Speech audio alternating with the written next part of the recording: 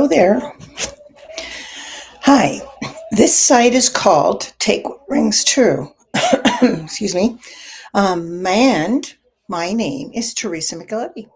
You might notice the picture is more clear this time because I have a new computer that isn't so wonky.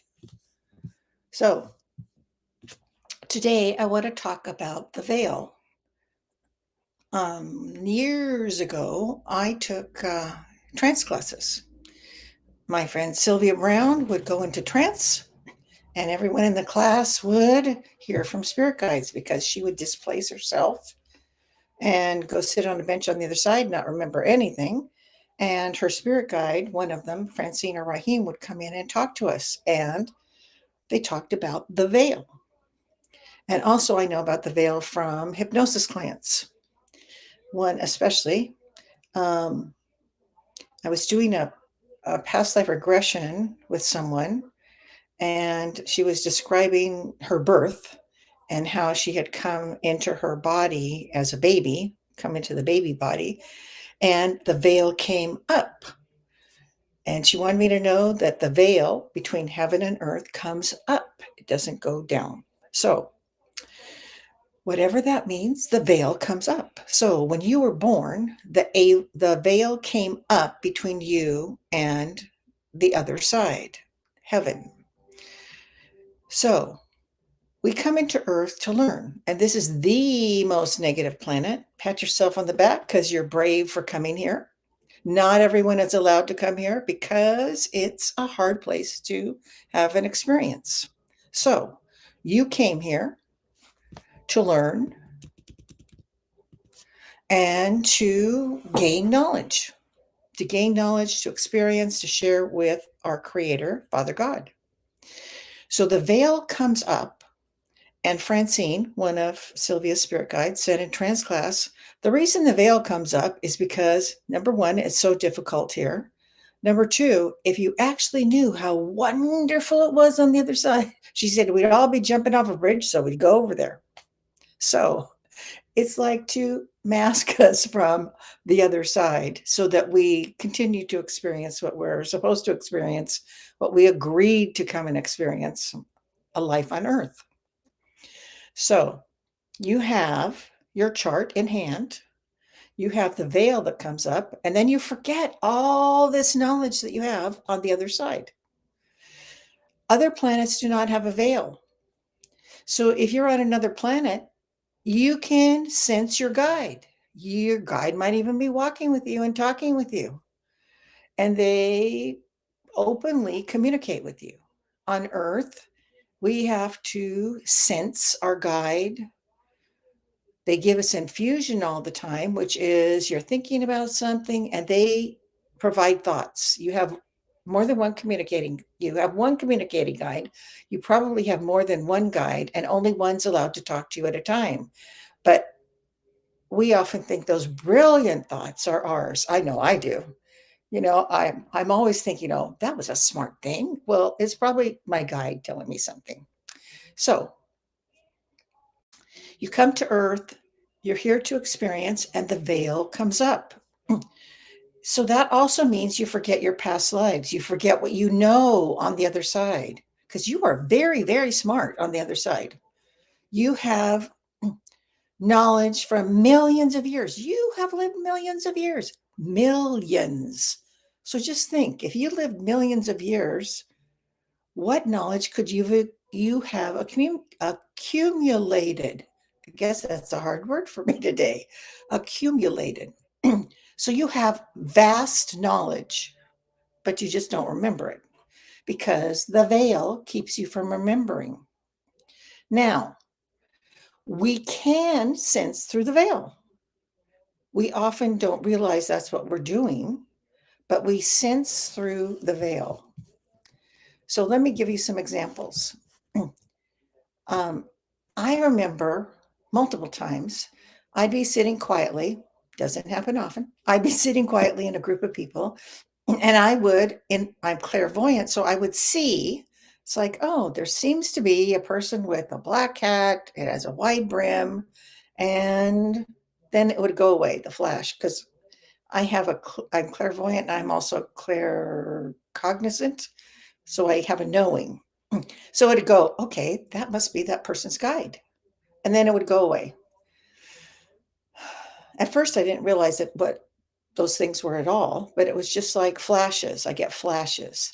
When I would be at church, Nova Spiritus, I would look around the room, and all around the edge of the room, there would be entities, spirits from times before. Because a lot of times I would see this person from the 15th century, those hats that look like um, Leonardo da Vinci's hat or Michelangelo's hat. Anyway, old time hats. I would see people in old time hats.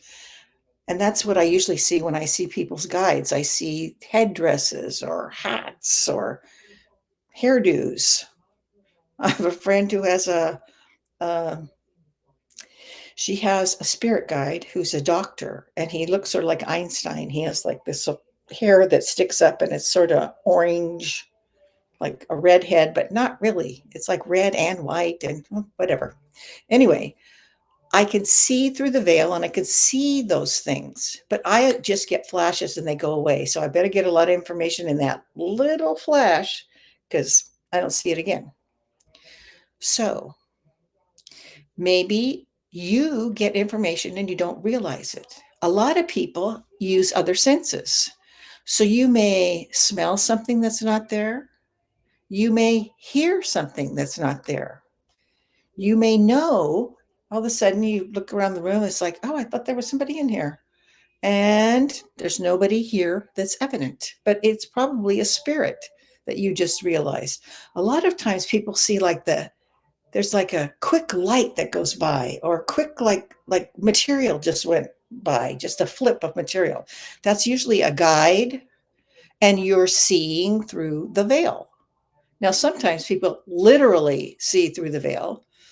I remember Sylvia Browne, um, for years and years and years, said, angels don't have wings. Angels don't have wings. Then one day she's looking at the stairs. I think she was at her son's house at the stairs. And here's this angel with big wings. So obviously angels have wings, but most of the time they have them folded down. So you don't see them. So, and that's just one example, as an aside. That's one example of we gain knowledge and our truth changes as we get more information. So take some time today to be aware of your senses. Are you seeing things in a flash? Are you getting a feeling that something is around you? Are you hearing something that's not seemingly to be there? Are you smelling something that's nobody else can smell that's around? Often your spirit guide or loved ones will come to you with a scent. My grandmother comes with a smell of burnt toast because she would burn foods all the time. So I know if I smell burnt toast, and I didn't burn any toast, it's my grandmother. So, what other scents do you smell? Do you smell a certain flower scent? Do you smell one of the guides that would come to us in trance comes with the smell of sandalwood. So if I smell sandalwood, I know it's Rahim. I also have a sense when Rahim comes, when he would come to trance class, he would give us the greeting, namaste, and because he would use Sylvia's body, so we could literally see him in Sylvia's body. Um, Whenever I have a feeling that I should do this, I know Rahim is there because it's like a knowing that, oh, okay, where is he? Tune in, take some. And when I tune in, I quiet my mind, quiet myself, and think, okay, what information am I getting? And Rahim is one of the information bits that I get quite a bit. When I was teaching a class, a hypnosis class at Asilomar in Pacific Grove, I was doing a hypnosis meditation, and all of a sudden I knew Sylvia was on the lounge chair next to me. So a lot of it is knowing, sometimes it's seeing, sometimes it's feeling, sometimes it's just sensing in some way.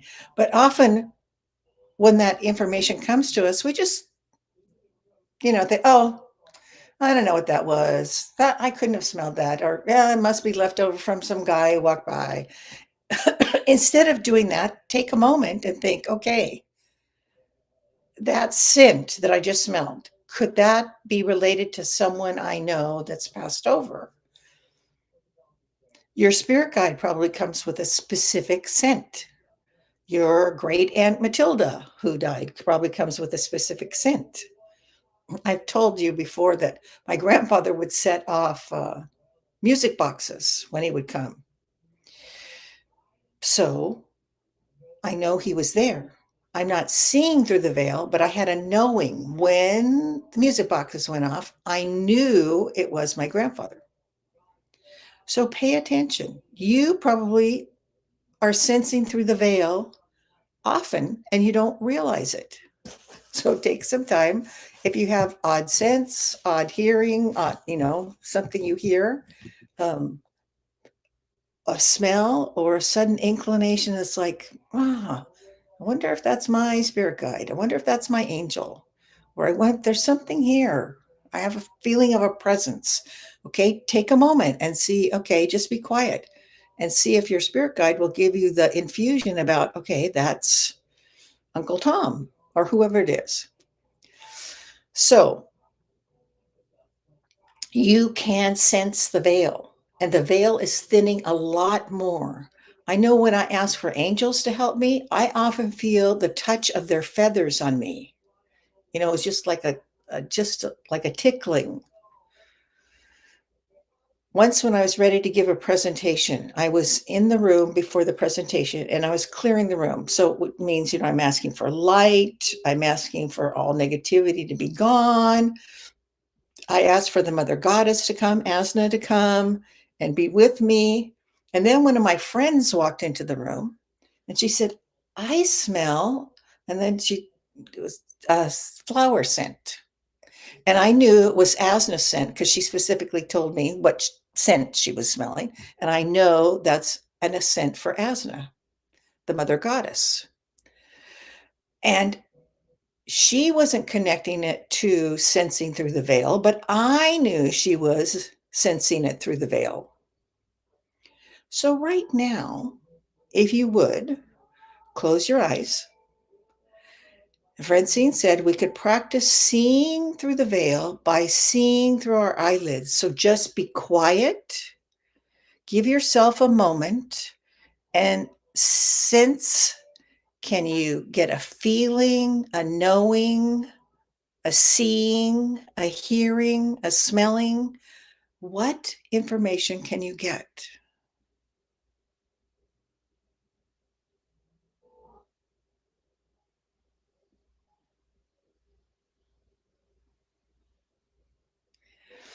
Okay, for me, I could see an angel in front of me.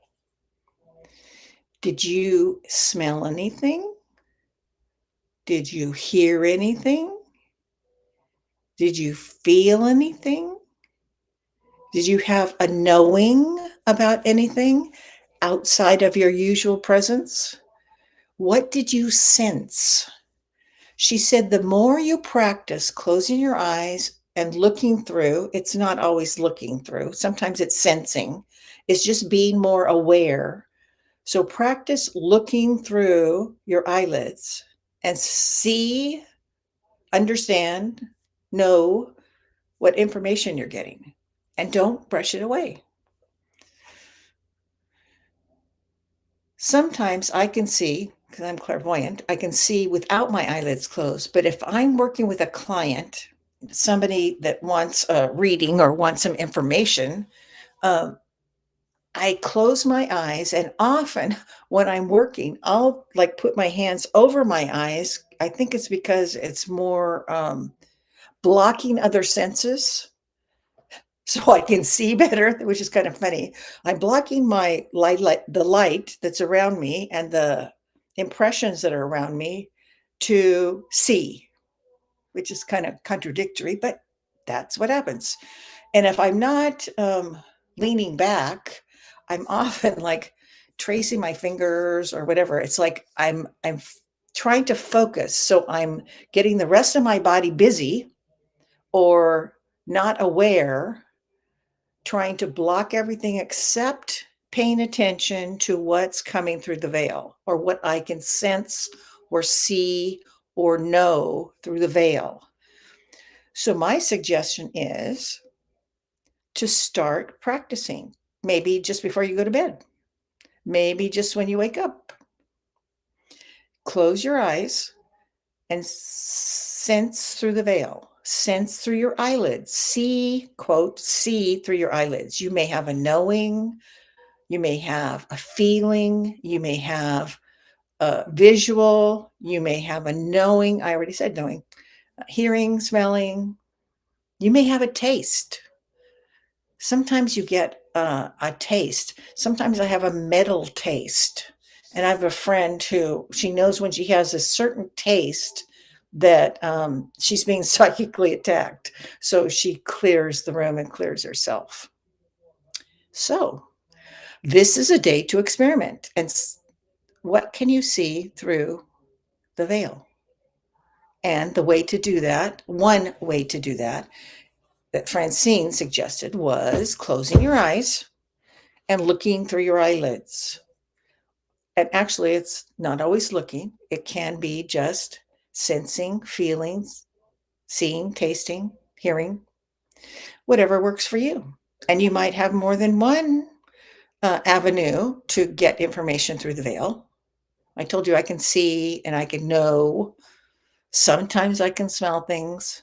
I don't usually have sense, but you never know. And I just talked about I could taste things sometimes that aren't there.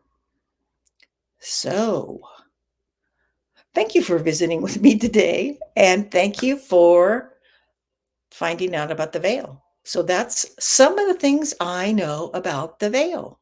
And I know it's thinning more. And soon, some people will be seeing angels like up close and personal. You may be seeing your guide up close and personal. That will be interesting. Okay. So thank you for visiting, and hopefully you'll come visit again. All right. Sue says she always sees soul eyes. I always see soul eyes. All right. Cool. What do you see or sense or feel? You can leave it in comments or contact me, or just keep it to yourself. That's fine too. So I hope you will join me next Wednesday at 10 a.m. for another talk about spiritual stuff. So my name is Teresa Micheletti, and thank you for joining me today. Bye.